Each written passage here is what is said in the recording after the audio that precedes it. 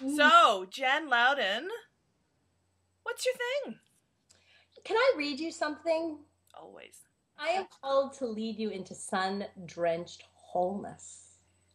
I am called to paint a picture for you of you free from shackles and shame and blame and ill health. I'm called to mold a whole body, yes, to whatever life brings. And I'm called to help you find and live your creative heart's desire in service to the world, in service to you, and in service to the world. And I'm called to ask you to consider the whole of the world and all the beings as you live your heart's desire. I'm called to write stories that bring you home. So anyway, I wrote that, and I want everybody listening to know that I have lived in the question of what's my thing, and everybody close to me will tell you with a lot of teeth grinding and a lot of angst since my first book was published. Probably before that, because that book arose out of wondering what's my thing and feeling like I was failing at the thing that I wanted to do, which was write screenplays. So I think the most important thing I want to tell people listening is you decide what your thing is. And it's like something for me that flirts out of the corner of my eye, right? It's like, oh, I see you. Oh, but do I really see you? And if I try to stare too hard or bear down on it or make it a brand or a tagline, it bites me in the ass and it dies. And it's something about this living relationship. In yoga today, my teacher said, be peace. You know, it's a word, it's a lovely word that we hear, but be it now. And it was like, oh, holy, yeah, that's it. That's what we need to do with this thing. Finding it, living it. What gets in my way is that I intellectualize it and I want to brand it and I want to be strategic about it. I'm not saying that's wrong, but if it gets, it's like the cart can get in front of the horse. We have to keep coming back to being this thing that really is beyond words and taglines and brands and everything, and trusting that. I've talked to other people about gaps to be filled. I've talked to other people about itches that need to be scratched. But there's something about this sort of this dancey, fluttery, whoop, what was that? Oh, it's gone. Yeah. Okay. Oh. And seducing it, right? Oh. Seducing that desire. So I was on retreat with my brain trust. One of my dear friends, Eric Klein, who's a 30-year ordained spiritual teacher, incredibly successful consultant in business and best-selling author, was like, I was watching him this whole retreat, having a hard time really claiming his chops as a teacher in like a very deep way. And I thought, I want to help people who want to teach. That's how our ideas start, right? They start as this little thing that we see a need in the world or a need in ourselves. All of my books have come from a need in myself. Most of my blog posts do.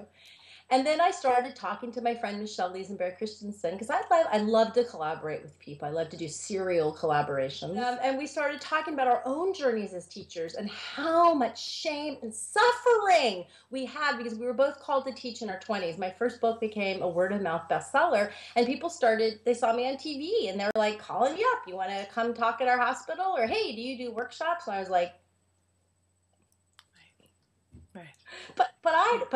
But here's the important thing, everybody. Here's the important thing about finding your thing through teaching. You don't think you're ready to teach, but you discover what you know through teaching. And if you set it up in a way that it's safe for you and that you can collect what you're learning, you can record it, you can grow so much faster into seeing, what is it about my thing that I love, and what is it about it that I don't love, and what is it that I want to learn more about? But it's never about being done or perfect. Never know everything you need to know to teach what you want to teach. And hence, that is what is so maddening for people and so tenderizing about teaching. Things will always arise that you can't answer. And the stronger that you take your seat as a teacher, the more able you are to meet people there and be curious with them and be a student teacher. And there's a number of the master teacher interviews. There's like 34, and we're always adding more master teacher interviews. And Sherry Huber, the Zen meditation teacher, is one of them. And she talks about being a student teacher and being asked to teach and having her knees literally shaking. Right. And she's still terrified like 35 years later. Right. So to me, the greatest gift of Teach Now, and probably the greatest gift of a lot of my work, is kind of being willing to pull the curtain back and say, like, this is what's really going on in this moment right now. Right. So you said that your family, your friends witnessed this whole process as it's been quite amazing to watch it. Even at the top of the call, you were saying you don't really coach anymore. So as you sort of, your own identity has been morphing and your things have been sort of shifting and, like a beautiful home that's sort of settling into itself in a way, what have been some questions that you've been asking yourself? Well, I first have to tell you that my word for the year is home. So it's really lovely that you said that. I don't mean home like stay home. I mean home like building a new way of inhabiting the space of that peace and deep rootedness and self-trust. So nice little synchronicity there. The benchmarks are, for me, first to notice where I'm feeling out of alignment or like I'm faking it. That faking thing is a huge benchmark for me. And then I've had to learn, God, over and over and over again, that doesn't mean I'm doing the wrong work. It means I have a story about how I should be doing the work. Yes. Huge, boop, still learning it. And then looking back at whatever I've done, and there's a lot of it, and going, oh, holy shit, that was really of use to people, but I wasn't getting fed because my story was, that's not what I'm supposed to be doing, right? So there's so much discernment here, and I think it's so important. If there's one message that I have for people, is that you don't think that there is an arrival place or a done, or that if you get there, you will know it because it will be joyful and light and easy all the time, right? Because you're still you. Even when you're doing your thing, you're still you. And so I'm, as you can tell, a little goofy, a little intense, and a little bit of an over-provider. So those things are always going to be, but as I spiral around, I get to like loosen them up a little bit, right? And get some distance between them.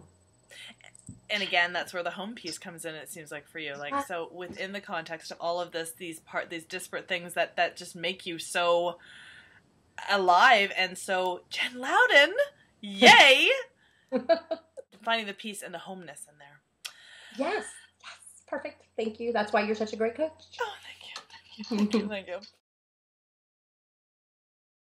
There's a couple of things. One is that it's okay if you found it and abandoned it and found it and abandoned it and found it and abandoned it.